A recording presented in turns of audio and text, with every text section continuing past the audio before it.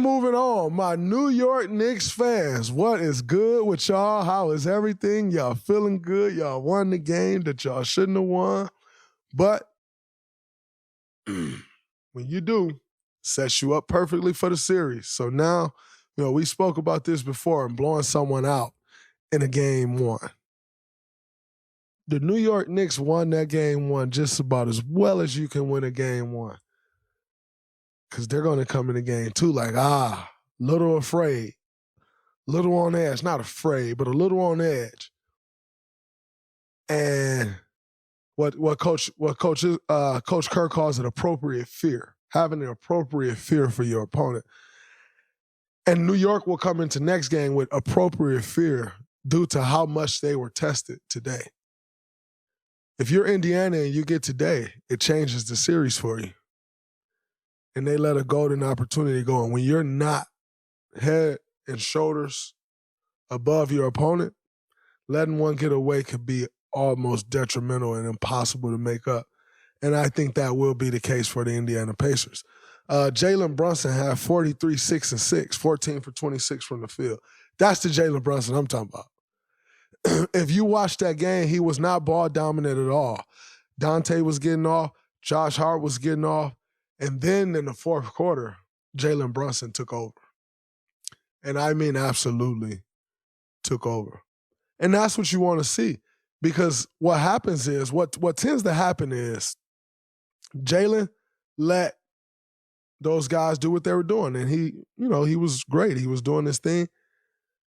And then he took over in the fourth quarter. And when he took over in the fourth quarter, because Dante's had a game, because Josh Hart's had a game, because OG's had a game, now you done got in your bag, and you in your bag every play, and then all of a sudden you have to get off the ball and you swing it, and who you hit? Dante, big three.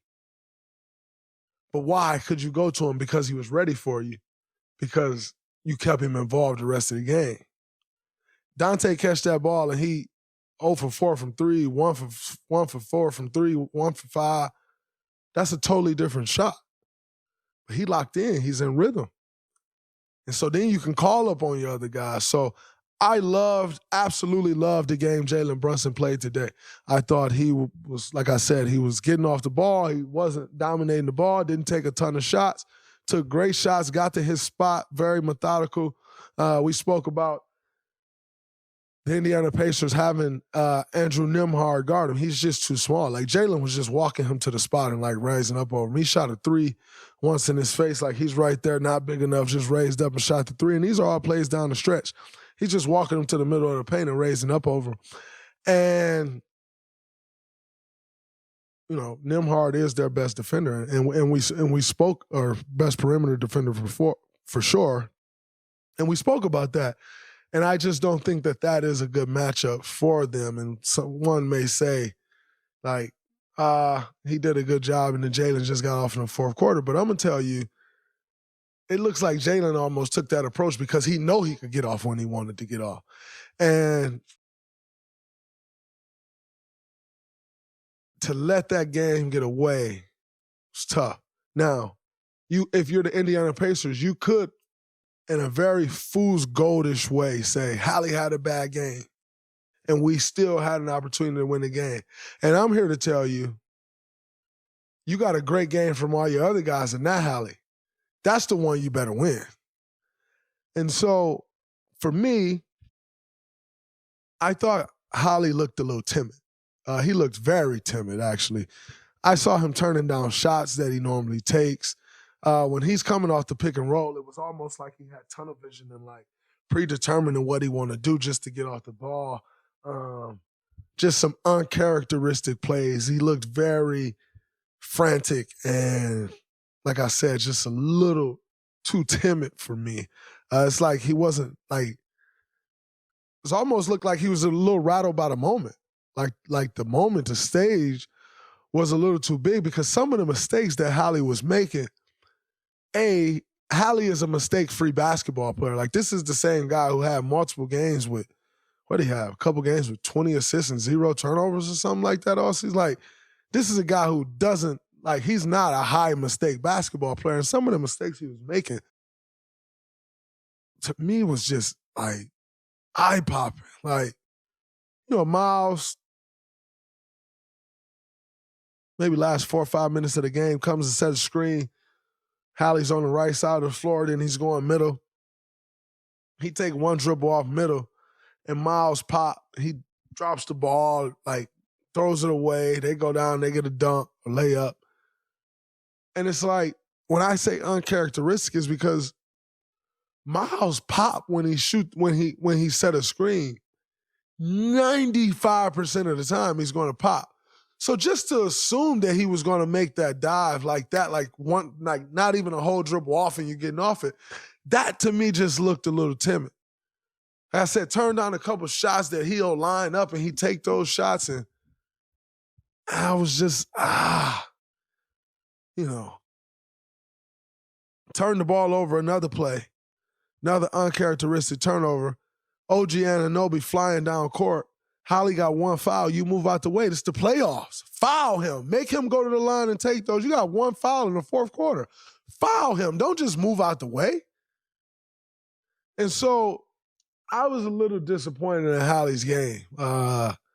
See, he's too good of a player to have that game. Like, it was almost like you didn't go down swinging. So if you even try swinging back a little bit, I think they actually get over the hump, because everybody did their thing. T.J. McConnell balled out. Miles balled out.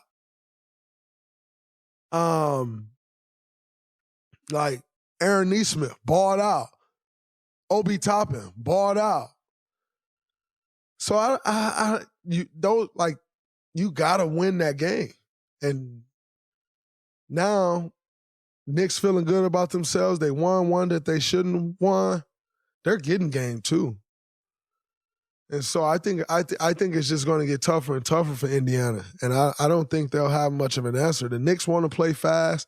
Indiana wants to play fast. Only problem is the Knicks can play fast, but they can defend.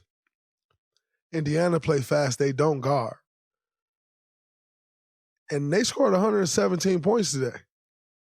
I don't think the Knicks will give up 117 points to them again. And that's going to be an issue for the Indiana Pacers, because all year they've been trying to be the first to 120. The Knicks got there by the skin of their teeth, but I don't think they'll need to get there again, because I'd be willing to bet, I can't bet literally, but I don't think Indiana gets over 115 points the rest of the series, because that'll be the focal point. Remember, we barely won this game. We shouldn't have won. So we going into this film. Tibbs coming back like, we got to do this defensively, that defensively. That's where they're going to lock in the most at. So I don't know. I don't think Indiana has a chance in game 2. I'd be remiss if I didn't talk about Josh Hart. The way Josh Hart is dominating these playoffs, he dominated those guys today. He got every offensive rebound he wasn't supposed to get, and just made play after play, getting guys extra shots. They hit a 3 off a couple of his offensive rebounds. Like, you got to turn and box him out. Josh Hart crashing the boards like Tristan Thompson used to crash the boards in 2016, 2015, 2017 and with the Cavs. That's how Josh Hart crashing the boards. He playing great basketball. Dante playing incredible basketball. And it's been fun to watch.